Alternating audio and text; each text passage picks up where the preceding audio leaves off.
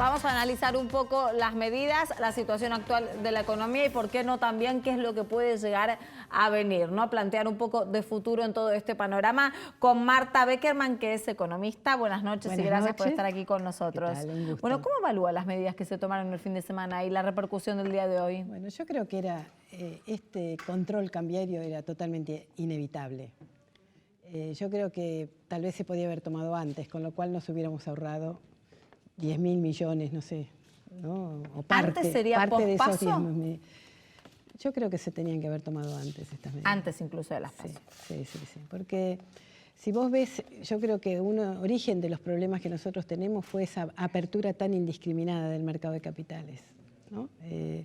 Esto de que permitir los capitales de corto plazo que pueden entrar, venir a aceptar altísimas tasas de interés y sobrevaluando el tipo de cambio primero, ¿no? Y después al menor, digamos, resquicio de desconfianza, esa salida abrupta que nos llevó a las grandes devaluaciones que hemos tenido. Y bueno, esto es un problema, ¿no? Porque sabemos que estas devaluaciones van a los precios y que los precios afectan a la economía familiar, a los sectores que están peor desde el punto de vista económico. Entonces, a mí me parece que era importante establecer de alguna manera, administrar este movimiento de tipo de cambio. Y por ahí me hubiera gustado que se hiciera antes de llegar a esta situación tan complicada como la que tenemos en este momento, ¿no? Marta, y en ese sentido los capitales que ingresaron ya se fueron en su gran mayoría, por eso justamente el dólar saltó, pero las medidas ahora son suficientes. Bueno, en realidad vos para enfrentar un problema de administración del tipo de cambio y de los capitales tenés medidas desde la oferta y desde la demanda, ¿no es cierto? Ahora se está tratando de limitar la demanda, ¿no? Con estos límites, a establecer que podés comprar hasta $10.000 por mes o que las empresas tienen también sus limitaciones. Eso sobre todo operar sobre la demanda de los dólares. Desde el punto de vista de la oferta, digamos, esto de la necesidad de liquidar En 5 días. Sí, el producto de las exportaciones es actuar sobre la oferta, o sea que en ese sentido se está actuando sobre este punto. Ahora, a mi criterio, esto tendría que ser acompañado por un aumento de las retenciones. ¿A todos los sectores o específicamente al agro? No, a los sectores, al sector, sobre todo lo que implica los alimentos, ¿no? Porque, digamos, al establecer un monto fijo de retención, con esta devaluación importante, el impacto de la retención se ha reducido mucho. Entonces, si vos podés aumentar las retenciones, teniendo en cuenta que con esta devaluación tiene que haber aumentado la rentabilidad del campo, inevitablemente. Entonces, también los costos en dólares les suben sí, inmediatamente. pero no son todos. Hay proporción. Por otro lado, digamos, los combustibles creo que se han congelado, que es un aspecto muy importante de los costos del sector del campo. Pero yo creo que, digamos, al aumentar el impacto de las retenciones, vos tenés un doble efecto. Por un lado, tenés recursos fiscales, que son tan necesarios, ¿no? Y por otro lado, atenuás el impacto sobre el precio de los alimentos. Igualmente, Marta, usted se está fijando estrictamente desde lo económico. Desde lo político también habría que tenerlo en cuenta. Sí, pero yo creo que teniendo en cuenta que la Argentina está viviendo una situación tan dramática desde el punto de vista de los problemas de alimentación, de un sector de la población, un tercio de la población que está en situación de pobreza, creo que todos tienen, digamos, hay que aceptar que todo el mundo tiene que hacer un sacrificio o tiene que aceptar ciertos impuestos o ciertas regulaciones. Y a mí me parece que en la medida que se pueda atenuar el impacto de la devaluación sobre los alimentos de la gente, es una manera de atenuar también el efecto regresivo del aumento de los precios de los alimentos sobre los sectores más carenciados, que es un aspecto, digamos, en este momento se está hablando de un serio problema de alimentación en ciertos sectores sociales, ¿no? Hay, digamos, personas que están hablando de la necesidad de una política alimentaria, de, digamos, una estrategia especial en materia alimentaria. Con esto de que solamente las personas físicas hasta $10.000 pueden comprar, cosa que abarca a muy pocas personas, y que los que tienen que comprar más o que necesitan mucho más dólares que 10.000 por mes, necesitan permisos especiales. ¿Cómo hace para afectar a la inflación minorista si generalmente los mayoristas se mueven con cifras muy superiores a $10.000 en muchos productos?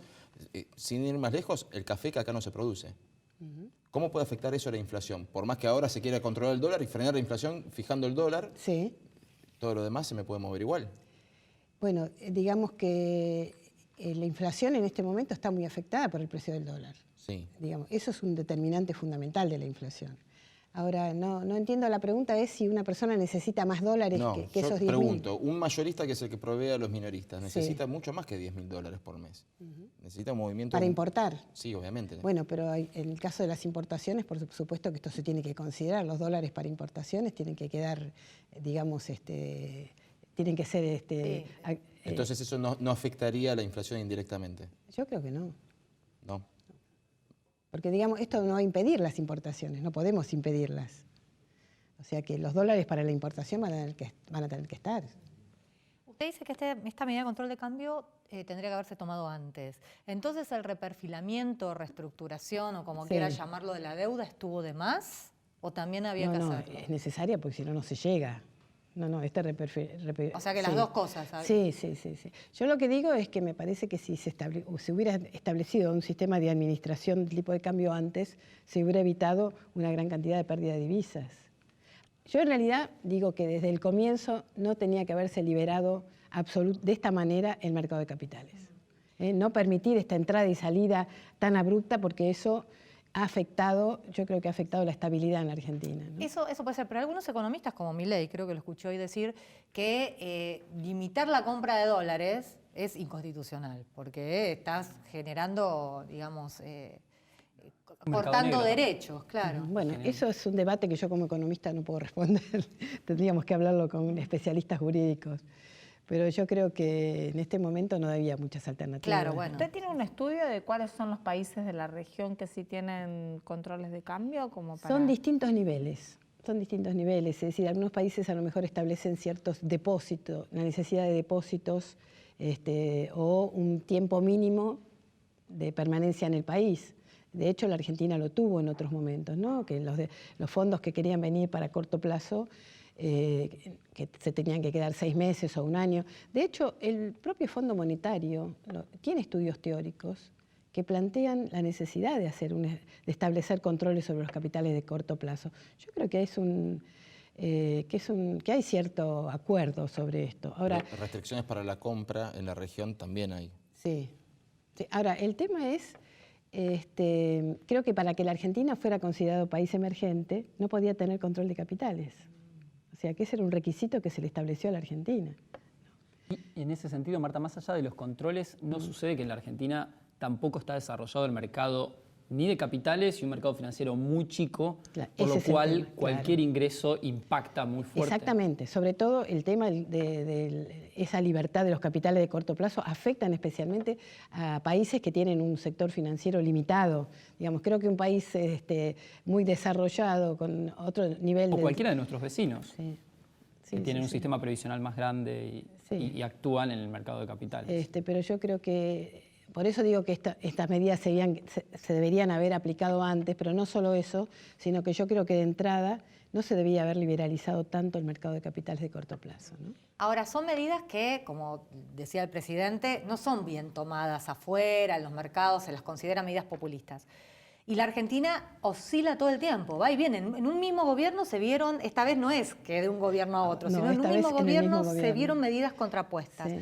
El próximo presidente, ¿no? En el caso que sea Alberto Fernández, como todo parece indicar por la diferencia que sacó en las PASO, ¿cómo va a ser para reconstruir la confianza, ¿no? y la reputación del país?